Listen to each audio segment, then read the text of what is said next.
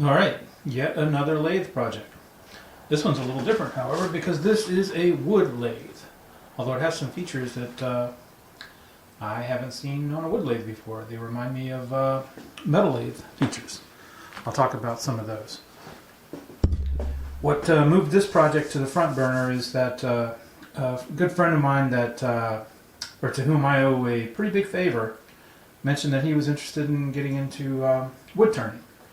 So I had this as one of my get round to it projects, and I said, well, let me get round to it.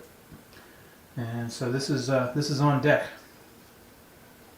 I'll show you a few pieces. It's actually disassembled right now, but the pieces are just sitting together. The bolts are removed.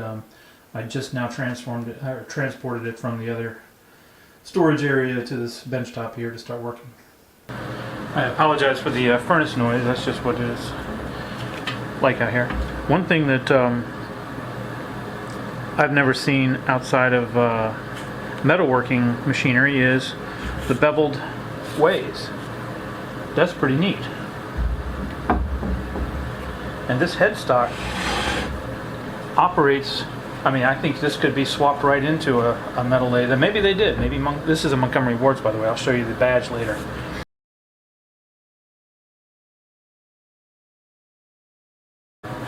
Yes, as I was saying, this is very similar to something you'd see on a metal lathe, and quite possibly is the same design. Maybe they made a version of this that was for metalworking, and the only thing different was the headstock. And well, no, you would need a lead screw, but I mean, this is all cast iron, so I could imagine an addition to this casting or a modified casting that would include provisions for a gearbox and lead screw and whatnot. But anyway, so yeah, in addition to the keyed beveled ways, the headstock itself, you know, it operates on the same. It has a Morse taper, Morse number 1 for the spur, and disassembles pretty much the same as metalworking headstocks I've taken apart. Let's not lose that piece. All right, there we go. Yeah, the handle screws off.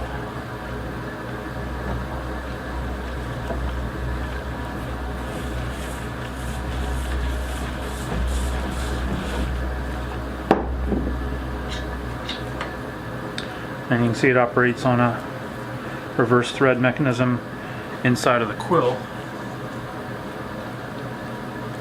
Pretty cool. And everything seems to be in good shape, except for some chewed up parts on the headstock where it looks like somebody used a either a probably channel locks is what I'm guessing. But these threads are okay. Doesn't look like anybody has done anything crazy with them. Just keeping everything together for now, just so I don't lose parts. But this will all be disassembled for cleaning and painting. And I'll show you the headstock next. It's pretty cool. Yeah, a neat feature of this headstock has an indexer back here. That's pretty cool.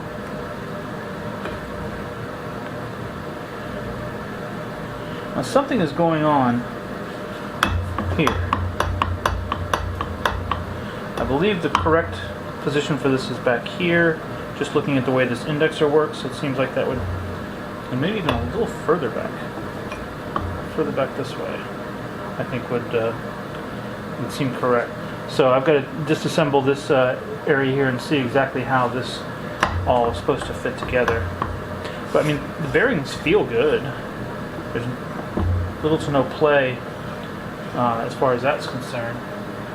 For the, you know, I'm going to assume there's an actual bearing in there, meaning, well, I don't know. Looks like it could be a bushing. I don't see an oil hole anywhere. Now this here appears to be just a bushing. So something made of brass. or bronze probably. And I don't know whether there's a set screw down in there or if that's an oil hole. But I don't see any sort of oil hole over on this side. So that's one of the things we'll need to figure out. But yeah, we'll just disassemble this and find out what's going on down in there. And that's basically it. You know, a wood turning lathe is pretty simple compared to a metalworking lathe, of course. So I'm hoping this will go well. Just a clean up, or tear down, clean up, paint, reassemble. Maybe with some